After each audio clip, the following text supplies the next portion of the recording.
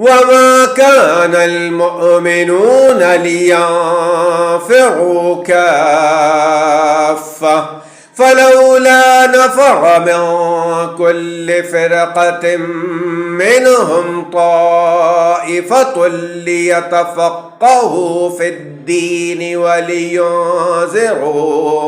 ولينذروا قومهم إذا رجعوا إليهم لعلهم يحذرون. ولا ينفقون نفقة صغيرة ولا كبيرة ولا يقطعون واديا إلا